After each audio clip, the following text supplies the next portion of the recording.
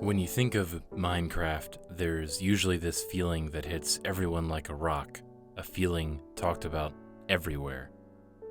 Nostalgia. I've written a lot about nostalgia, and initially I was going to make a video on that, but in retrospect, looking at YouTube right now, I think that jumping on the nostalgia wave might be a little too much without saying anything new. So instead, I started to think. I don't think you can really think of Minecraft without thinking of caves, monsters, and whatever else remains as part of one's childlike imagination. As much as the game brings in nostalgic memories of building, fighting with friends, and generally messing about, Minecraft still has that element that's half of its name. Mines, caves, searching for minerals deep underground, the game's endless, expansive, and deep. As Minecraft announced the new cave update, I couldn't be more excited, knowing that we'd finally get into the deeper and the darker parts of Minecraft, with the classic, mild fear of the first night being amplified. Fear? What do I mean by fear? I don't mean the steep falls, the risk of lava, or the monsters sneaking up behind you. Those are, well, they're part of the game, and they become expected and something normal.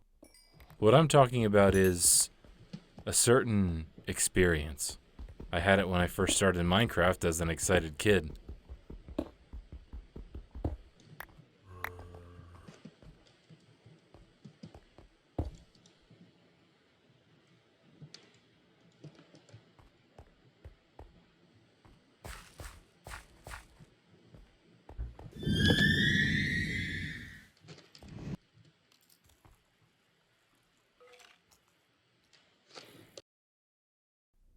It's not often that a game so often associated with happy childhood memories goes out of its way in some moments to be scary.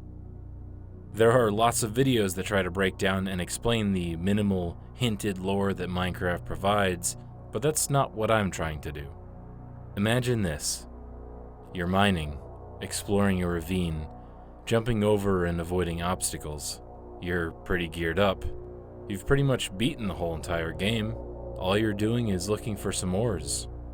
And then, a non-directional sound plays, and you pause.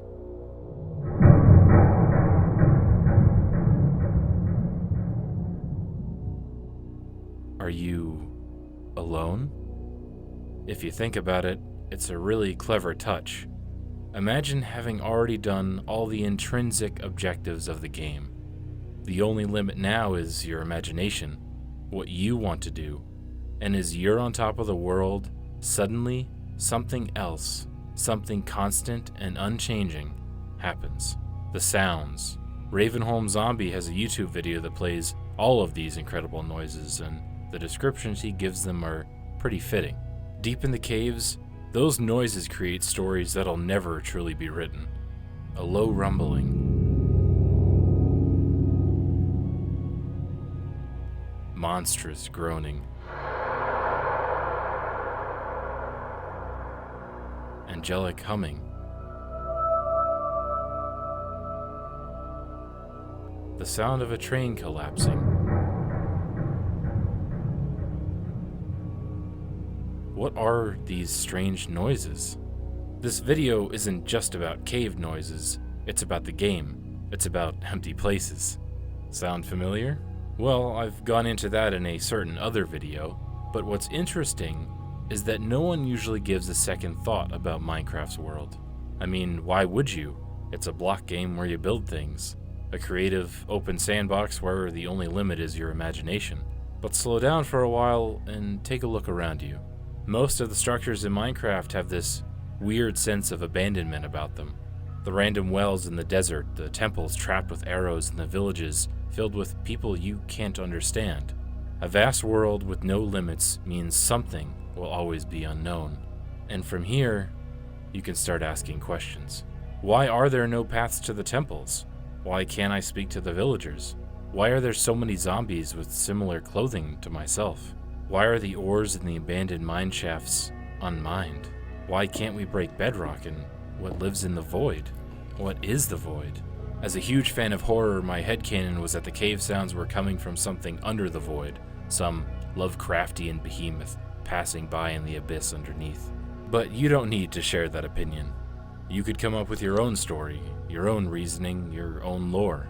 You can imagine what horrors lurk beneath in the caves when you aren't looking, and you can imagine what caused this place to be abandoned. And from your own mind, carried by these sounds and empty places, let the fear take you in.